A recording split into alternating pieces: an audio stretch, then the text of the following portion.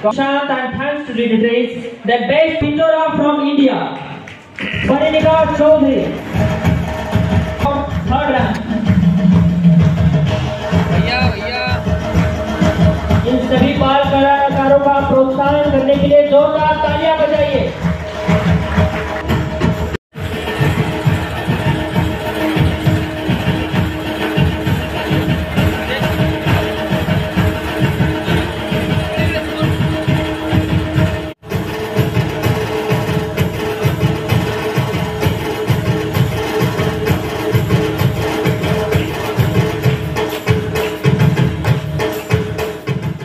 शहर के अंदर कैसा प्रतिसाद? खूप चांगलं वाटतं इथे आल्यानंतर। आमचं म्हणजे रोशनी फिल्म फेस्टिवलचं हे 5वं वर्ष आहे। आम्ही दरवर्षी इथे इंटरेस्ट टाकत असतो।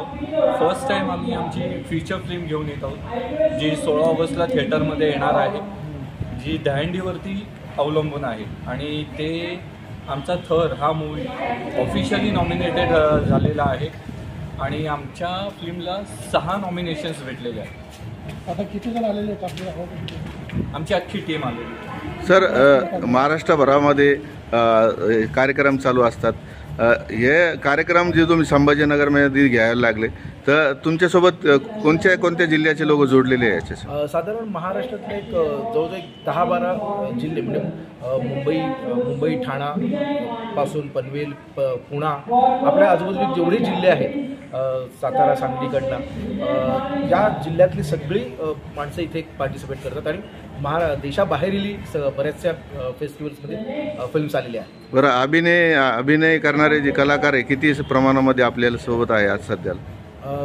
साधारण आज सभागृहामध्ये अर्धे कलाकार आणि अर्धे टेक्निशियन्स, म्हणजे पडद्यावरती दिसणारे जे आहे ते अर्ध्यापेक्षा जास्त आहे आणि नंतर जे फिल्मचं टेक्निकली काम चालतं ते अर्धे, म्हणजे सगळे टीम जेव्हा येते तेव्हा बऱ्यापैकी पूर्ण टीम म्हणून इथे या फेस्टिवलला येतात। बरं, 2024ला आता नवीन वर्षात कोणती तुमचं आता पिक्चर आलेला आहे या सध्या? आत्ता आमचा एक 16 ऑगस्टला 2024ला थर नावाचा मराठी चित्रपट आहे, जो एक सामाजिक विषय घेऊन दहीहंडी या विषयावरचा तो चित्रपट आहे आणि तो रिलीज होणार आहे। प्रेक्षकांना काय आव्हान करणार? प्रेक्षकांना आव्हान हेच करू की पुढे या सर, रिपीट करा, ते पहिले क्वेश्चन रिपीट करा। प्रेक्षकांसाठी काय आव्हान करणार?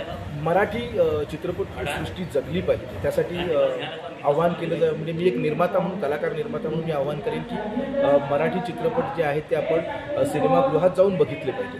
आज आपलं कुठेतरी आपण सिनेमागृहांकडे टाळतो, म्हणजे इतर भाषिक जे सगळे आहेत, हॉलिवूड आहे, बॉलिवूड आहे, टॉलिवूड आहे, ह्या सगळ्याबरोबर आपलं मराठी जे पण आहे, मराठी चित्रपटसृष्टी जी आहे ती जगली पाहिजे आणि टिकली पाहिजे। तर मी सगळं रसिक प्रेक्षकांना आव्हान करेन की त्यांनी येणारा प्रत्येक मराठी चित्रपटगृहात जाऊनच बघावा।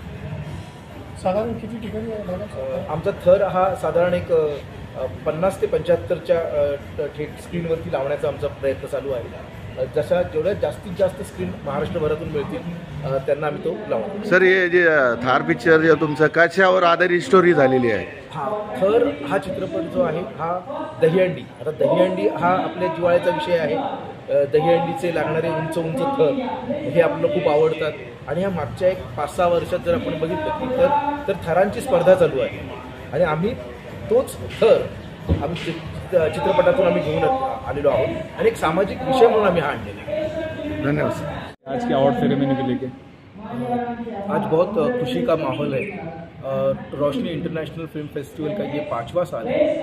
मैं हर साल यहाँ पे पार्टिसिपेट करता हूँ और यहाँ पे हमारी आज मराठी थर मूवी जो 16 अगस्त को रिलीज़ होने वाली है वो हम लोगों ने पार्टिसिपेट की थी और उसे 6 कैटेगरीज में नॉमिनेशन हुआ है।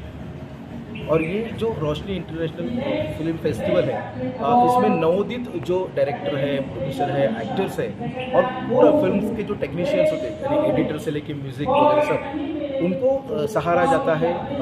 45 कैटेगरीज के लिए अवार्ड्स दिए जाते हैं, ये बहुत बड़ी बात है। कितने लोगों ने पार्टिसिपेट किया? मोर देन 1400 लोगों ने नेशनल और इंटरनेशनल कैटेगरीज में यहाँ पे पार्टिसिपेट किया। उनका ये हर साल होता है? ये हर साल होता है और मैं देखते आ रहा हूँ कि ये 5वां साल है और हर साल एक नया और जोश रहता है और हर साल बेहतर होते जा रहे हैं। आपका पूरा नाम? मेरा विलास वसंत चौक, मुंबई से।